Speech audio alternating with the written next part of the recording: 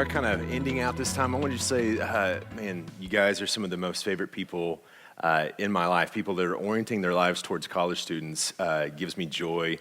And after a space where it's been difficult to meet, it's just been a really filling experience to be able to be here with you guys, to be able to be aiming at the future, aiming at the college campus. One of the things I think is most important is, again, I think I said this a little bit yesterday, but just not even just the content, but even knowing the people and the community around these ideas is so important. And so, man, that's our goal for Resonate, to be able to be connected. And I just want to say, man, if there's anything that we can help you guys with, we want to be learners from you.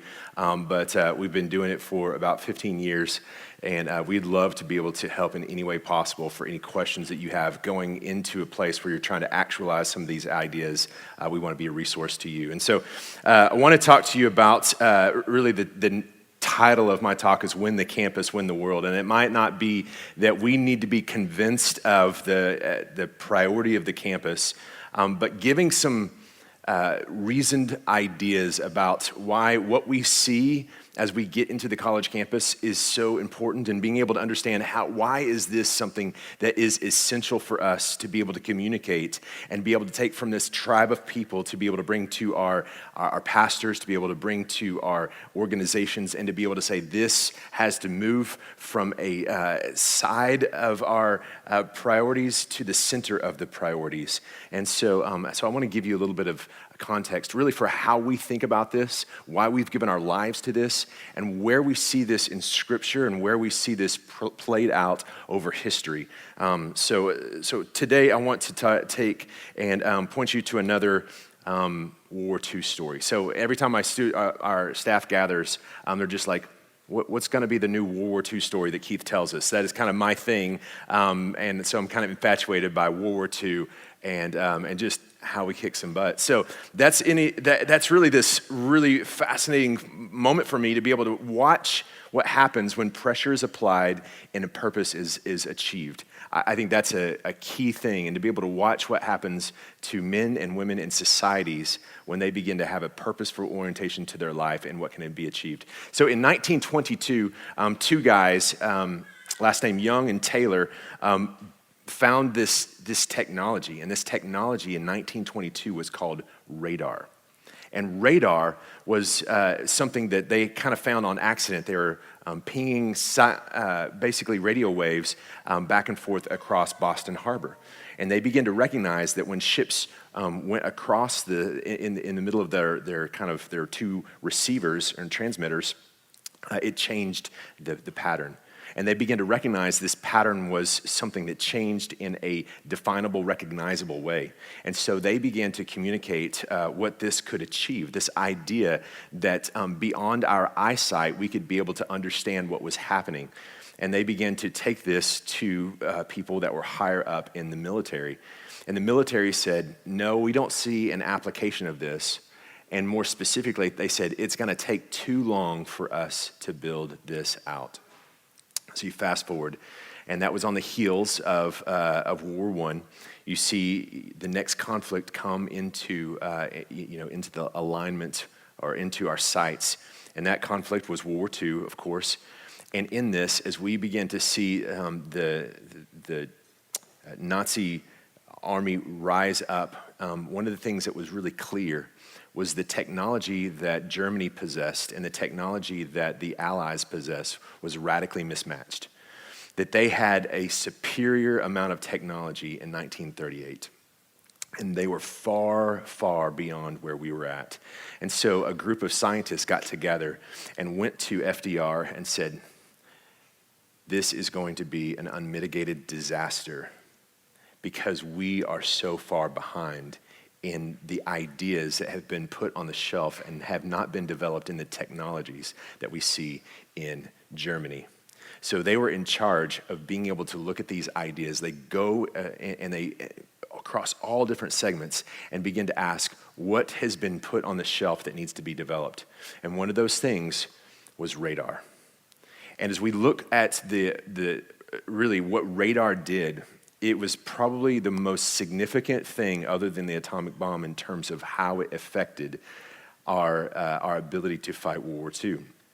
And this thing was fascinating because it was a technology that existed and was mothballed from 1922 to 1938.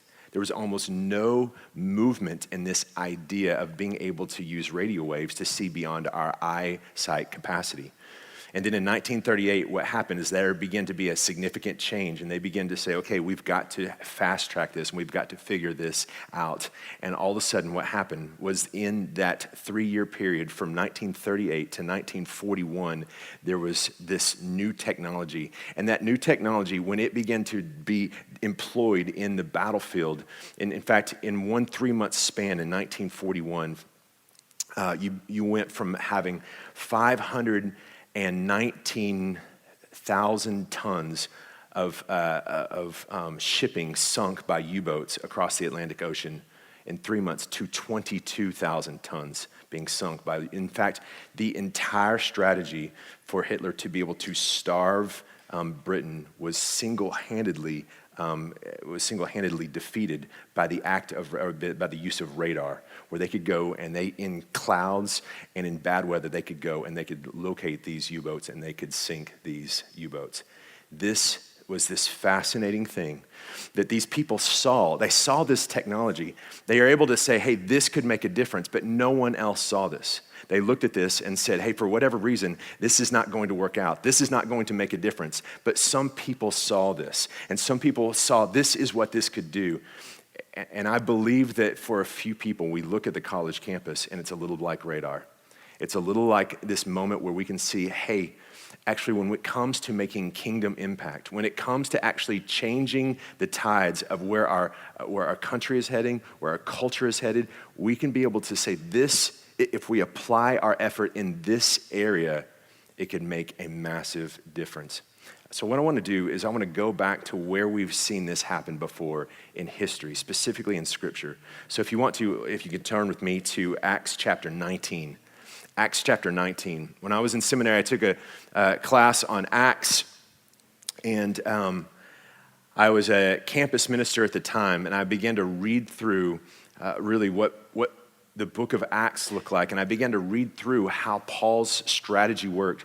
And as I began to read through this, there began to be all these light bulbs that began to light up. And again, as I'm 23 years old, I'm looking at what was happening here. There's all this stuff that began to be just pop out. And I want to pull out some of these things that have been basically 20 years in the making in my life, and has really oriented me to be able to say, hey, there's something here that seems like Acts 19 in our midst. Let's go to that. It says this, verse 1. And it happened that while Apollos was at Corinth, Paul passed through the inland country and came to Ephesus. There he found some disciples. Let's just stop there at that first verse, because what you begin to see is kind of the tail end of a strategy that Paul had, and that Paul's strategy was going from town to town and basically igniting things. He started things and he began to create things, and ultimately, he came back and put structure and elders in those places, but he would go and he would kind of go from place to place as this almost traveling evangelist, right? This traveling church planter, and this happened over and over and over, and we see Paul's journeys, and here we see him come to a specific spot, and he's gone through all these places inland, and now he comes to this place called Ephesus. And Ephesus was what we call a port city. And in those days, those port cities, those cities, if you look at your map, are those cities that were the center of trade and the center of the transition of ideas, the transition of people. All these things were a part of that. In that day and age, the port city was the most significant context for culture and influence. These are the places that formed societies. This was the mixture of things. This is the place where you would see these port cities have the greatest amount of diversity in them, the greatest amount of intellectual exchange that happens. All this, as you begin to look at history, these are these places that culture began to form, these port cities. And what you begin to see in this is that Paul begins to transition at this point some of his, you have the Macedonian call, that kind of stuff, but his strategy begins to shift, and his strategy begins to orient towards these port cities, towards Rome, towards these centers of influence. So Paul progressively chooses places of more and more cultural impact. We see him open to the Spirit in the Macedonian call, but he is creating strategy and he's generally moving towards the centers of influence. Let's skip down to verse 8. It says this, "And he entered the synagogue and for 3 months spoke boldly, reasoning and persuading them about the kingdom of God. But when some became stubborn and continued in unbelief, speaking evil of the way before the congregation, he withdrew from them and took the disciples with him, reasoning daily in the hall of Tyrannus. This continued for 2 years, so that all the residents of Asia heard the word of the Lord, both Jews and Greeks." This, when we talk about in Resonate Church, how do we fill the white spaces with the gospel? How is it that we begin to see saturation happen? This is one of those moments where you see, and as I read this, and I've done research on this, to be able to say, what does this mean? Because there's this reality right here that we see this saturation here, that we begin to see that there was something that happened, there was something that Paul did that led to, and here's what it says, right? All the residents of Asia heard the word of the Lord, both Jews and Greeks. So the idea of all. So there was a permeating reality. So whether or not that all was actually achieved, there was a sense in Luke's mind that this is what happened. There was a sense that the permeation of the gospel was so significant, and we're going to see in just a minute the ramifications of such a significant permeation of the gospel in a culture and what that does to expose the idols in that culture. But in this, what you begin to see is this shift, right? And so Paul is going from place to place. He's planting seeds. He's doing this thing where he sparks stuff, and we love doing that. But here's one thing that he does differently. He goes in this place, he has these disciples, and then he begins to stay in one place. And for 2 years, he stays in one place and he teaches them, right? He disciples them. There's something that happens. And from that single location, what happens is there's a flow seemingly out into the rest of the region, right? There's something that happens that from one location affects other locations. And you begin to see this process going over and over where this centralized place begins to move outward in a progressive manner. And so you see Asia Minor, Asia, you see a large area affected by a single area. And this is what, and I think that there's a piece to this that maybe we're beginning to understand a little bit more as we move towards more sensitivity in really how different groups of people hear the gospel. This was not just a Jewish thing. This was a Jewish thing and a Greek thing, right? Jewish and Gentile. There was a multicultural impact on this. This wasn't just, hey, this niche group of people, like this group of people began. There was something that pervaded multiple cultures in this. And I think that is a brilliant thing because there's some sort of a missional exchange that is happening there. That what Paul is doing is he equipping people not just to say, parrot exactly what I do to this, but they're being able to take this and have a multifaceted impact. So this is not just a Jewish thing, this is a Greek thing too. And so 2 different cultures are being impacted by this simultaneously. So he's teaching them not just to be people that are following the way, but people are being ultimately missionaries of this way. And there's this mechanism for movement that is happening here, that there's a cultural influence that has some sort of a movement and some sort of a broad demographic context to it. The next part of this, if you just read the account, and we won't get into this, but there's a context of miracles. There's a context of supernatural power that happens. And the next part tells of these miracles that follow missional traction. And so I don't want to get into that because it's not necessarily where we're going to be, but I want to say this, and I don't want to reach hermeneutically for this, but and call this normative, but I will say that where there are people living on mission and where the gospel is being spread, that's where I've personally seen the greatest amount of God's power on full display.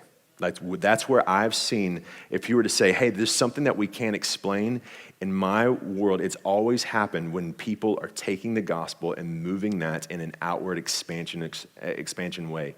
Like that's where I've seen the gospel. And so what it looks like, it looks specifically like this thing in that next passage of scripture. It may look different in our context, but I want you to get that this is when the power of God is put on full display, when people are operating out and we were to say, hey, all these people are hearing about Jesus. All these people are hearing about the way.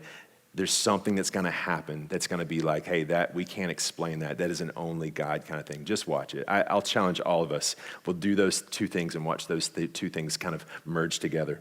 It goes on in verse 23. It says this, about that time, there arose no little disturbance concerning the way. That's a funny way to say there's a significant thing that happens concerning what Paul is saying to these people. For a man named Demetrius, a silversmith, who made silver shrines of Artemis, brought no little business to the craftsmen. These he gathered together with the workmen in similar trade and said, men, you know that from this business we have our wealth. And you see and hear that not only in Ephesus, but in almost all of Asia, this Paul has persuaded and turned away a great many people, saying the gods are made with hands are not gods. And there's a danger not only that this trade of ours may come into disrepute, but also that the temple of the great goddess Artemis may be counted as nothing, that she may be even be deposed from her magnificence, she whom all Asia and the world worship. Here's what's fascinating to this, and Tim Keller does a great job using this passage to display how when the gospel goes out, and when it reaches places of cultural impact, and when it confronts these idols, it creates disturbances. You begin to know when you're pressing on an idol, when you begin to see the reaction of people to the movement of God in their culture, right? You begin to see where that begins to have friction, tension, where that begins to move into places where, as you begin to see, there's no little disturbance. So what happens in this is this fascinating moment where Paul takes and says, okay, I'm going to take and stay in one place, but it's a culturally significant place, and I'm going to take and teach people, and somehow there's going to be this movement out to this, and it's going to happen to such a degree that there's going to be cultural impact. That cultural impact is measured by the fact that when they begin to change these things, that when there's things that become shifted in our culture, in our world, this begins to press on people's, even their economic realities, that it's changing the very fabric of this society. And these people begin to say, hey, this is so significant. There's so many people that are responding to the gospel that we've got to do something about this, Paul. We're going to go after the messenger because the message has transformed so many people. And I think that is a fascinating reality. And when we look at this passage and we look at Acts 19, I think we see something. And when we begin to say, okay, is there an equivalent for us today? We begin to recognize that there is. And obviously, as I unpack this, what we're talking about is the modern equivalent of a port city being the college campus. And the modern equivalent of a port city being able to say, hey, this is the culturally impacting place that is in our day and age. And when we begin to see what happens with this, we begin to see even the way by which Paul began to engage this is a similar pattern to the way that we can engage our college campus. So let me press this a bit further. Here's what I think, that college campuses are even upstream of our cities. And this is what I heard Dusty say, like this is those things that definitely our cities are massively culturally impacting places. But upstream from those things, and even more diversified geographically, are these college campuses. About 40,000 college campuses. And we begin to think about what those do to be able to affect our cities. So I want to break this down and press this just a little bit further and bring this all together. On the college campus, you have this group of people. And I want to just talk about this group of people. And as we think about what Paul did, and we think about, I think if we had a little bit more time, we could say, hey, who did Jesus choose? And what are some similarities to what what Jesus chose and how he chose his people and how we can begin to see some parallels even to college students. But we don't have time to do that. So let's just take and be able to point towards this idea of the people that are in college. So you have 18 to 25, 26-year-olds if you think about grad school, or just people that are really slow. So you have some of us that took a little longer. So in this, you have this group of people, and there's a great book called The Defining Decade. In The Defining Decade, it's a psychologist that has basically pointed her life at really what is happening in the 20s. And what is happening in the 20s, she says that even this idea that there's 0 to 5, we talk about the progression of just development that happens from 0 to 5. And then there's this other progression that happens from 20 to 25. And those two areas, and we could probably go back to 18 on that, right? Those two time frames are the most significant developmental time of a person's life. 0 to 5, and then 18 to 25. We think about this idea that this is highly moldable, that highly reachable, that this group of people, that college campus is composed of the most reachable, teachable, and sendable individuals in the world. And I want to talk about this reachability. I said this a little bit yesterday, but one of the things that we see in terms of how people begin to make transformations in their life is through suffering, difficulties in their life, and transition in their life. If we think about how people are most likely to say, hey, this is a new trajectory for me, it comes in those places. And so we have the college context, and we talk about the very beginning, the week of welcome, where you begin to think about the first 10 hours, the first 10 days, the first 10 weeks of school. And when we begin to think about how people are more oriented to the end of their lives towards that, the choices that are made in that window in the 1,400 days of college are massive in terms of where they end up. And so these are those moments where you have a highly significant developmental space.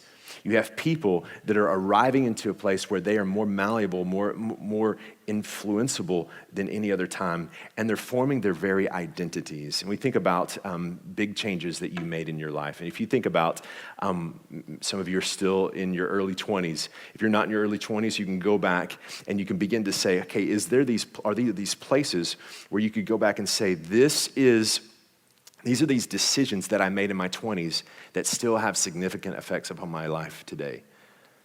I would challenge all of us that there's at least a few things that we said and we did, decisions that we made in our 20s that we have that are having direct influence on our life today. It just is this reality. We get into this place, we get into this season, and it orients the trajectories of our lives. And so for us to be able to say, hey, it's not going to happen overnight, but if we're going to reach people, it has to come into those places. They're the most teachable. When you come into college, you might have all these things that are our belief systems, but they are just the very nature of the college experience is meant to help you think. It's meant to help you change. It's meant to help you challenge. A good college education is meant to take what you have and to be able to expand your horizons, be able to reorient your worldview, and to be able to help you to have a broader understanding of the world around you. That is what everything in college is oriented towards if it's a good university. Now, as we think about what that means, that is also including the gospel. It's including not just what I think about these cultural things, but how the worldview of the gospel is applied to those things. They are already asking those questions. The easy thing that happens, this is what we get to do. We get to take and we get to insert the gospel into strategic places and just watch it take off. We get to say, have you thought about this? And those simple conversations are conversations that ignite a passion, that ignite a worldview, that cause people to say, what do I really think about this? And sometimes it's challenging, but it always ends to a place where it leads to conviction as they begin to graduate, as they begin to move from that. The last thing is sendable. They're the most sendable. As we think about the ways by which, and we're going to talk about the history of this in just a second, but college students have really, if you think about your life, it's the least amount of ties that you have, and everything else is going to move towards an increasing amount of just ties in your life, from financial ties to family ties. As you think about what it looks like, your most open moment is when you graduate college to be able to say, can I do this? And for us, we have to insert into that moment the question of, can you do something that looks like what God might be asking you to do? To be able to not just fall in line with the American dream and being able to just achieve whatever your peers, but maybe there's a thing that God is calling you to that maybe doesn't look like that you can do right now, that you are available to do right now. So we think about the most reachable, the most teachable, and the most sendable, and we think about what it looks like. And if we put our focus on this can be an amazing thing to be able to transform our societies like what Paul did. Number 2, the college campus is the cultural shaping environment. What happens on the college campus today happens in the world tomorrow. And over, this is proven true. Stuff that we see on the college campus makes its way to my news articles. And I read these news articles like on my phone, and I'm like, we saw this a few years ago on the college campus. This is not new. And everything, hey, like there's books that come out, hey, there's this thing, and we're like, we saw this on the college campus years ago. When you step on the college campus, you literally step into the future. And when you hear people talking on the college campus, you're hearing what is going to happen on a mainstream reality in the future. This is the modern port city. And if we are really anthropologically curious, we go in there and begin to say, I want to understand how you think. I want to understand how you process this in our world, because this is going to end up years later being what we are dealing with in our churches, in our communities, and our cultures later on, over and over. Being culturally curious, even the silly things. Like if you listen to silly things that college students say, they become serious things later on. It is so true. And for those of you who have been around this long enough, you've seen, hey, I saw this point. Maybe I even forgot about it, and it came back. And it was clarified in some point in the future. Number 3, the campus is a feasible target with an actionable strategy. In military strategy, this is a decisive point for kingdom strategy. I think that changes. So let me give you another military strategy thing. I'm probably sick of it. In military strategy, there's a thing called a decisive point. And this decisive point is this. It's this place that combines strategy and feasibility. So as I heard and I read through why the pathway towards victory was chosen in the specific way it was in World War II, these guys said there's decisive points. So it might be, hey, we have to take Paris. Paris is a strategic location. The problem is Paris is massive. And so if we are trying to get to our objective, Paris would obviously fall into strategy, but it wouldn't be in a place that is feasible. And there might be places that are feasible that aren't strategic. There might be this little city that's on this river with a bridge, and it's completely feasible, but it's not a pathway that we can be able to use to be able to achieve our strategy. I believe is that college campuses, and specifically, let me even clarify, college campuses that have specific identity, that have specific mascots tied to them, that have 4-year programs, that have people that live, like this idea of people that live with an identity of being this collegiate person. They are what I would say is a decisive point. They're both feasible and strategic. So I live in the Northwest. If we were saying we need to reach Seattle, yes, absolutely. Seattle would be a massive strategic win for us. The problem is Seattle is massive. Seattle is crazy diverse. Seattle is going to require an infinite amount of strategies that are moving together. But we just planted a church at University of Washington, and the geography is dense, and there's a specific group of people that are typically of a specific age who have specific needs. and they're in this place where we kind of know how their life is moving. And so we can apply a feasible strategy to achieve a decisive, strategic win in that. And I think that's what's key, is for us to be able to say, why would we go here and not there? Why would we go to the college campus and not say, go to these other areas? And here's why I would say that. Because it combines feasibility and strategy. So you can go to a place that's like, and I think we should go into all these places. So I'm not saying let's not go to small towns in West Texas or small towns in Washington State. And I'm not saying we shouldn't go to the big cities. Let's do it all. But I think if we were to say, hey, we only have so many popsicle sticks, right? We only have so many resources. We only have so many things. This is what I would say for us to be able to advocate. Go to the college campus. Put that at the top of the list and be able to say, if we can, we're going to go here first. Next, the college campus has a natural flow in and out that creates missional motion. This is what I love, that there's this motion that happens. And that motion that happens allows the same thing that happens in Acts 19 to be a part of what we're doing. So in Acts 19, what we begin to see is there's something that's in and out of that city of Ephesus. And that same thing happens in the natural flow of what the college campus leads us to see and to achieve.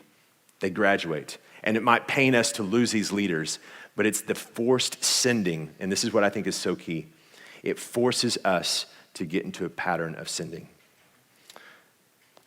Next, the campus reveals the idols that our churches will have to confront to shape culture. One of the things that this kind of goes back to that place where we see the future, but more specifically, I want us to say, hey, that what we see in the college campus is that this is going to be the idols that we have to confront. And so as we begin to have the difficulty of talking about sexuality and gender, we're preparing the church to talk about sexuality and gender. We're having to make these difficult clarifications on this level that ultimately allow this thing to pervade the rest of our culture. When we talk about what it looks like to confront radical individualism, that idea that I'm at the center, those things that we see in our session, one of our guys talked about in our most progressive campus, it moves more and more to the hyper-individualizing of the person. Like that is what progressive thought leads to, it is about me. And so this is what our churches will have to confront. It will have to confront us being able to say to our culture from our pulpits, hey, this is something that will ultimately destroy us. This is an idol in our world, and we get to confront those on the college campus. And here's what we get to do. We get to see what happens when they get confronted. We get to see how people respond, and we get to prepare for that. This is what I think the college campus needs to inform the church around it, and we need more partnerships together so that what you guys are learning on the college campuses are not just kept in collegiate church planting and collegiate churches, but we begin to see those really clarified around the world. The last thing is that college students have historically had a part in accelerating the gospel in America. Why win the campus, win the world? Because we've seen this happen over and over and over in the history of our country.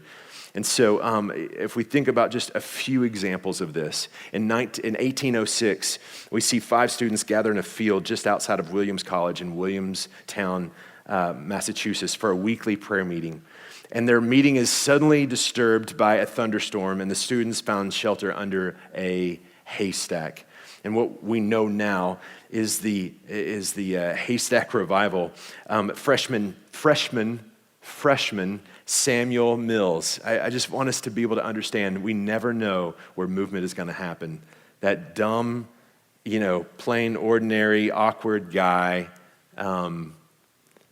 he says, let's start praying under this haystack, right? And he says, he challenges his companions with the words that will later become the watchwords for their lives. We can do this if we will. And he prayed, and the 5 men committed to God that they would have their lives service for whatever God needed them, and pray that in time this would happen in their lifetime. And this would be known as the Haystack Prayer Meeting. And it was the first student missionary society in America. In 1806, they created the Society of the Brethren. And they, over the next years, Mills organized this small group into this mission society to reach the unreached. He kept the existence of this society a secret, but more societies began to form, and soon the Haystack leaders decided to create this mission board. And they began by sending 7 students to India, students to China, students to Hawaii. I thought, well, I wonder what that looked like. Send me to China. No, I'll go to Hawaii. No, I'll suffer. So they sent all these people to start hospitals and schools. They began to send these people out. In the first 50 years, this group sent out 1,250 missionaries. After 150 years, Mills Mission Organization had sent over 5,000 missionaries to 34 different fields. And where did it begin? With an ordinary, awkward freshman at a prayer meeting under a haystack in 1806. Here's another example. 80 years after that summer, in the summer of 1886, John R. Mott was going to Cornell University, and he planned a month-long conference called Mount Hermon, or is at Mount Hermon. It became known as the Mount Hermon Gathering. 250 students from 89 campuses showed up, and while at Mount Hermon, the students studied scriptures, were challenged to fully embrace the gospel and take it to unreached people groups in the world. And by the end of the summer, 100 of these students at Mount Hermon committed to go to the international missions, and John Mott was one of them. A few of the 100 students began to travel to other campuses, challenging others to leverage their lives for the gospel in new places. And within a year, that small group visited 162 campuses and recruited more than 2,100 students who volunteered to be missionaries. Remember this number, 2106. Soon it became almost daily occurrences that more and more college students were volunteering for what became this student volunteer movement. And the ask of this movement was simple. Will you lay down your plans and allowing God to interrupt your life? And upon graduation, will you board boats to live in a distant land and share the gospel with the lost and make disciples? Just to put that in perspective, the cumulative total of Protestant missions sent out from America by the year 1870 was 2,000 people. That meant in the first year of the student volunteer movement alone, college students recruited more students to go overseas as missionaries than had been sent from the United States in the preceding 100 years. So if we're thinking about, has this ever happened before? We're thinking about, dude, Sammy has already done this. Samuel Mills did that. Like, this is something that we've historically seen a part of college movements. So Mott could have done all kinds of things after graduation. He could have studied law or taken over his father's business, but he decided to go full-time with the YMCA, which at that time was the most gospel-centered, disciple-making organization in the world. And during that one-year commitment, God clarified what he was going to do for the next 27 years. He traveled the globe, calling college students to share Christ and leverage their life for the gospel. By the end of the student volunteer movement, under Mott's leadership and the mobilization, they had sent over 20,000 missionaries overseas, plus 80,000 plus students stayed behind and financially supported those who went. Even more than those two guys, we could talk about Ludwig von Zinzendorf in Germany. In that college campus of the University of Wittenberg, the launch of the Moravian mission movement. We could talk about John Wesley and his Holy Club, that thing that every Wesleyan understands, and from that, these Methodist movements that came out of that from a college context. We could talk about Hudson Taylor, a sickly medical student from England who formed the China Inland Mission that sent almost 6,000 missionaries into China's interior when everyone else thought this was impossible. There are dozens and dozens and dozens of more, and I want you to get, this is not a new thing. That colleges and universities have existed for 1,000 years, and we have to ask why. Why did God allow them to exist? Why have these been formed? And if you go back to the formation of many of them, they have in their core a disciple-making orientation to them, especially in America. You go back to Princeton, to Harvard, all those Ivy League schools, they're there ultimately for the glory of God. Not anymore, right? But this is how they were started, and this is how we can begin to see this thing go full circle. For us to go back to the college campus, to be able to understand this is where the goers, if we reach the goers, if we go to the places where Paul went, the port cities, the places of highest influence, and if we go to the places that we have seen in the United States, the most significant missions movement, these are the college campuses. And for us to be able to say, there's a lot of things that we could do, what should we do? There's a lot of things that we might be able to achieve. What would, at the end of our life, create the greatest amount of impact? And I would say for us, the bullseye has to be the college campus. And in this room, if we ask, what can I do? There could be something that's significant that could happen. I believe in this room, if we begin to say, how do we point the influence we have towards the college campus, there could be something that formed. And I believe that something in Texas and beyond could happen in a significant way if we begin to say, this is what we should put our effort into. This is what should be the bullseye for our church. Not the only thing that we do, but the significant core identity of who we are going to be in terms of making kingdom impact. As we go all the way back to Radar, it just took a few people that said, do you see this? Do you see what I see? Do you see the potential here? I'm going to take and we're going to develop this, and as we develop this, this is going to change the war.